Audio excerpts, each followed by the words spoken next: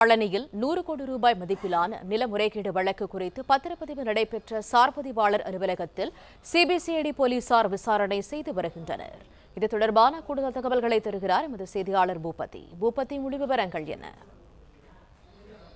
பழனி முருகன் கோயிலில் நில மோசடி விவகாரத்தில் சிபிசிஐடி போலீசார் முறைகேடாக பத்திரப்பதிவு செய்யப்பட்ட சம்பந்தப்பட்ட 1.40 ஏக்கர் இடத்தை CBCID SP Sujitha, DSP Ajay Thangam உள்ளிட்ட அதிகாரிகள் நேரடியாக கலாய்வு நடத்தி தொடர்ந்து தற்போது மீண்டும் பழனியாளர் சார்பு அலுவலகத்திற்கு வந்து விசாரணை மேற்கொண்டனர்.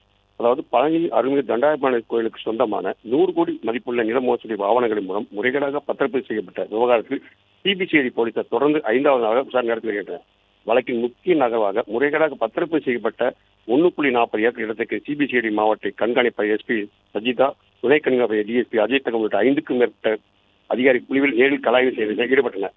அந்த 1.5 இடத்தில் நேரடியாக நின்ற நிலத்தின் எல்லைகள், வரைபடங்கள் மற்றும் ஆக்கிரமிப்பு விவரங்கள் கையில் உள்ள கிரையப்பத்திர ஆவணங்களோடு ஒப்பிட்டு அதிகாரிகள் தீவிரமாக ஆய்வு செய்தனர்.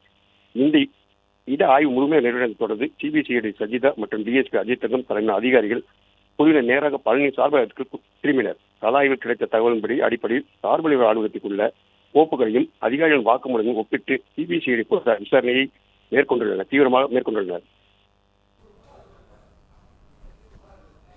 தகவல்களுக்கு நன்றி பூபதி.